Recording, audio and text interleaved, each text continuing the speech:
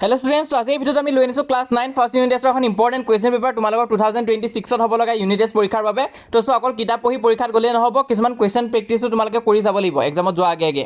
তো তাৰ বাবে তোমালোকে ইউনিট টেষ্ট এক্সামটো যদি ভালকৈ দিব বিচাৰিছা, সেইকাৰণে কুৱেশ্যন পেপাৰ প্ৰেক্টিছ কৰাটো খুবেই ইম্পৰ্টেণ্ট হয়। আজি লৈ আনিছোঁ এখন ইম্পৰ্টেণ্ট কুৱেশ্যন পেপাৰ, আৰু ইয়াৰ পৰা বহুতো কুৱেশ্যন তোমালোকে এক্সামত কমন হয়তো পাব পাৰা। তো উইথ এনচাৰ্ছ আছে, আমি MCQ মাৰ্ক কৰিছোঁ, লগতে কি ডায়েগ্ৰাম ইম্পৰ্টেণ্ট আছে গোটেইখিনি আজি এই ভিডিঅ'টো আমি আলোচনা কৰিম। তো তোমালোকে আমাৰ এই চেনেলটোত যদি প্ৰথমবাৰ আহিছা, দ্য আয়ান ষ্টুডিঅ'ছ, আমাৰ চেনেলটোৰ নামটো মনত ৰাখিবা আৰু ছাবস্ক্ৰাইব কৰি থৈ দিবা, কাৰণ আমি গোটেইখিনি ছাবজেক্টতে তোমালোকক সহায় কৰি যাম। ইয়াৰ উপৰিও মই ইংলিছ আৰু আছামিজৰ ভিডিঅ' অলৰেডি দি দিছোঁ, তোমালোকে চোৱা নাই যদি চেনেলত পাই যাবা।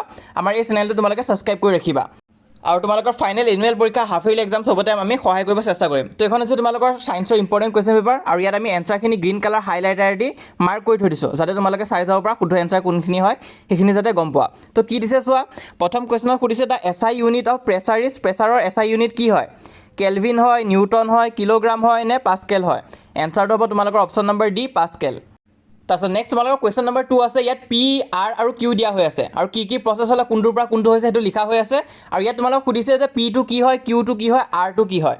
তো ইয়াত যদি তোমালোকে ভালকৈ যদি মিলাই চোৱা, যদি P টো ভেপৰাইজ কৰিলে R হৈ যায়, তো R টো তোমালোকৰ নিশ্চয় গেছে হ'ব লাগিব। এতিয়া অপশ্যন এত R টো গেছ আছে আৰু অপশ্যন বিত R টো গেছ আছে, তো হয় অপশ্যন এ আৰু বি ভিতৰতে হ'ব। তাৰপিছত তোমালোকে যদি মন দি চোৱা, P টো কি হৈছে কণ্ডেনছেশ্যনত, R টোৰ পৰা P হৈ গৈছে, তো গেছ কণ্ডেনছেট হ'লে কি হয় তোমালোকৰ লিকুইড হৈ যায়। তো সেইটো কাৰণে P টো তোমাৰ লিকুইড হ'ব। P লিকুইড ক'ত আছে? অপশ্যন নম্বৰ বিত আছে, সেইটো কাৰণে আমাৰ অপশ্যন নম্বৰ বি টো শুদ্ধ এনচাৰ হ'ব। P টো লিকুইড, Q টো ছলিড আৰু R টো তোমালোকৰ গেছ হ'ব। তো মই যদি কৈ যাতে ভুল হৈ যায় তেনেহ'লে কমেণ্ট বক্সত জনাই দিবা, মই পিন কমেণ্টত কাৰেক্ট এনচাৰখিনি দি দিম বাৰু। এনেই ইয়াততো মাৰ্ক কৰাই হৈ আছে, আৰু ঠিক তেনেকৈ গোটেইখিনি এনচাৰ দিয়া হৈ আছে, তোমালোকে চাই যোৱা। কিবা ডাউট বা কনফিউজন যদি পোৱা তেনেহ'লে মোক কমেণ্ট বক্সত জনাবা, আৰু ছায়েন্স এক্সামৰ কাৰণে সকলোকে অল দ্য বেষ্ট। আৰু আমাৰ এই চেনেলটো ছাবস্ক্ৰাইব কৰি থৈ দিবা সকলো ধৰণৰ পেপাৰ্ছ আদি পাই থাকিবৰ কাৰণে। আমি যিমান পাৰোঁ তোমালোকক সহায় কৰি যাম, লগতে কমন আদিও আমি দি যাম। বাকী তোমালোকে ভালকৈ প্ৰিপেয়াৰ কৰি যাবা। Once again all the best.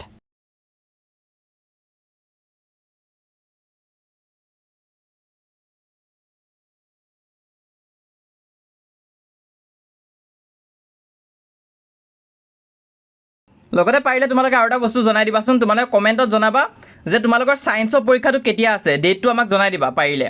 তো ছায়েন্সৰ এক্সাম যেতিয়া আছে, যদি মই ডেটটো গম পাইছোঁ, তাৰ আগে আগে আৰু কিছুমান ইম্পৰ্টেণ্ট বস্তু তোমালোকক দিবলৈ চেষ্টা কৰিম। তো কমেণ্টত চবে জনাই দিবা ছায়েন্স এক্সাম কেতিয়া আছে।